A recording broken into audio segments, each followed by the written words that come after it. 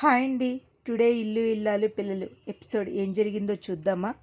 మన ప్రేమని తిడుతూ ఉంటారు. ఎవరు? మన సేనాపతి భద్రావతి అయితే చాలా తిడుతుంది. చిచ్చి, ఇదేనా నిన్ను పెంచింది? నీ నగలతో వ్యాపారం చేస్తున్నారే, నిన్ను అందుకనే పెళ్లి చేసుకున్నారు. ఆ విషయం నీకు తెలుస్తుందా? ఊరుకో అత్త, ఏం మాట్లాడుతున్నావు? అసలు నీకు ధీరజ్ గురించి ఏం తెలుసు అనుకుంటున్నావు నువ్వు? అసలు ఏం తెలిసే? నీ నగలు అమ్మేసుకోవడమేనా వీళ్ళకి తెలిసింది? అసలు ఏమనుకుంటున్నావే? ఈడొక దౌర్భాగ్యమైన కొడుకు, వీడొక తండ్రి.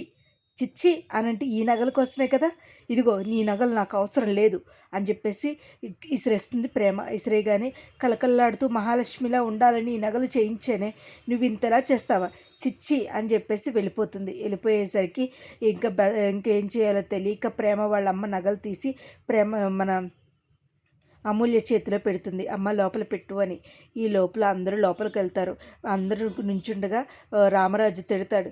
రే నాన్న, సారీ నాన్న అంటే, ఒరే ఎన్నిసార్లు రా ఈ నగల కోసం గొడవ? ఎన్నిసార్లు? ఒక్కసారా రెండుసార్లా?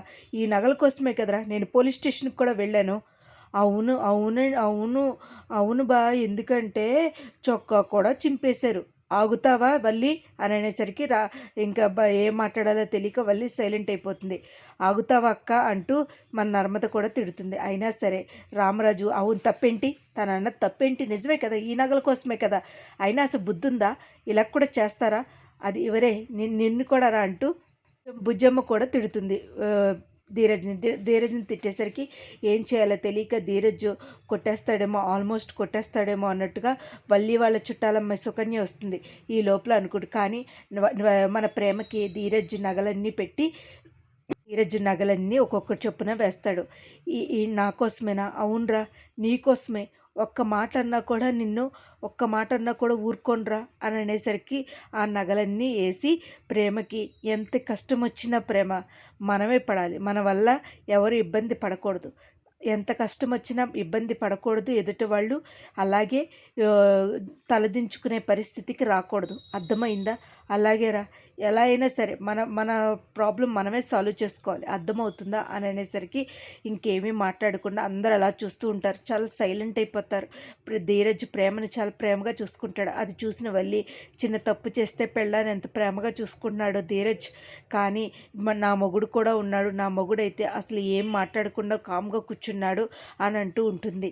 చూసావా ధీరజ్ ఎంత బాగా మాట్లాడాడో, ఇంకొకసారి తప్పు చేయొద్దు అని చెప్పి పెళ్ళానికి చాలా ప్రేమగా చెప్తున్నాడు అంటూ నర్మద సాగర్కి చెప్తుంది. నువ్వు ఉంటావు, అస్తమాను వెళ్ళిపోతాను లేకపోతే మేడెక్కేస్తాను అంటూ ఉంటావు, అలా కాదు చూడు ఎంత బాగా చెప్పాడో అంటూ ఉంటుంది. ఇలాగా ఇద్దరు ప్రేమించుకున్నట్టు, కళ్ళతో ప్రేమించుకుంటున్నట్టుగా మొత్తం చేస్తారు. అది చూసిన బుజ్జమ్మ, నర్మద అందరూ చాలా సంతోషపడతాడు. ఈ లోపల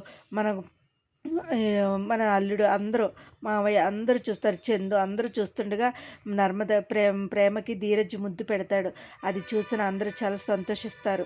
ఇదంతా నా కోసమే కదా?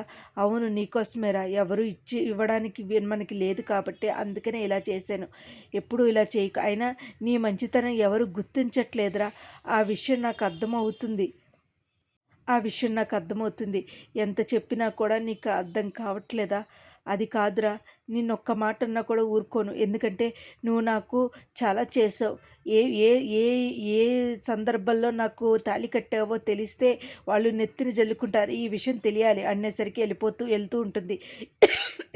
అది చూసిన బుజ్జమ్మ, ఆగవే, ఆగు నర్మద ఆగు ప్రేమ అంటూ నర్మద ఇద్దరూ వస్తారు. అత్త కోడళ్ళు వచ్చి ఎక్కడికే లోపలికి పద, నీతో మాట్లాడాలంటే ఈ లోపల వచ్చి రామరాజు వచ్చి, ఆగు బుజ్జమ్మ ఆగు, ఏంటమ్మా ఏ పరిస్థితిలో పెళ్లి చేసుకున్నాడు, ఈ పరిస్థితిలో పెళ్లి చేసుకున్నాడు, నిజం అంటున్నావు ఏంటి చెప్పమ్మా, ఆగు బుజ్జమ్మ ఆగు అనేసరికి ఏం లేదండి నేను మాట్లాడతాను ఆగు అని చెప్పేసి లాగేసి పక్కకు లాగుతాడు బుజ్జమ్మని.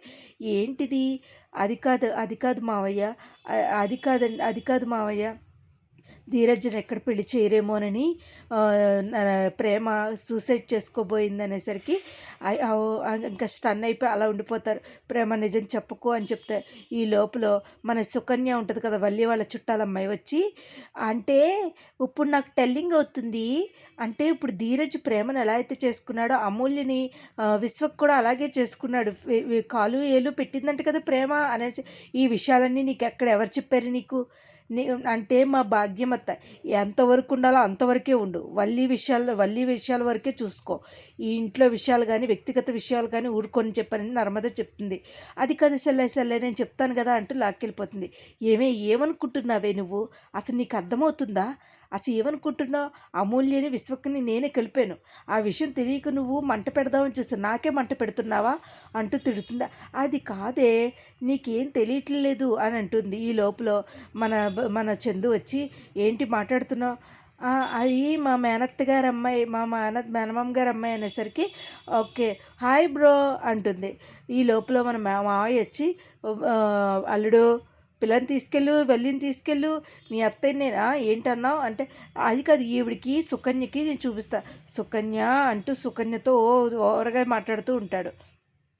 కానీ అసలు రేపటి ఎపిసోడ్లో ఏం జరుగుద్ది, అసలు వల్లి విషయం ఏమైనా బయటపడుతుందా, లేకపోతే అసలు ప్రేమ విషయమే బయటకు వచ్చేస్తుందా, వీళ్ళందరికీ అనుమానం వస్తుందా, అస్తమాను ప్రేమ ఏ సందర్భంలో పెళ్లి చేసుకున్నాడు, ఏ సందర్భంలో పెళ్లి చేసుకుంటా అన్నాడు అంటుంది.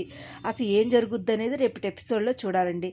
నా వీడియోస్ కనుక మీకు నచ్చినట్టయితే లైక్ చేసి, షేర్ చేసి, సబ్స్క్రైబ్ చేయాలని కోరుకుంటున్నానండి. ఇలాగే ఆదరిస్తూ ఉంటారని కోరుకుంటున్నాను. నా వీడియోస్ కనుక మీకు నచ్చినట్టయితే లైక్ చేసి, షేర్ చేసి, సబ్స్క్రైబ్ చేయండి.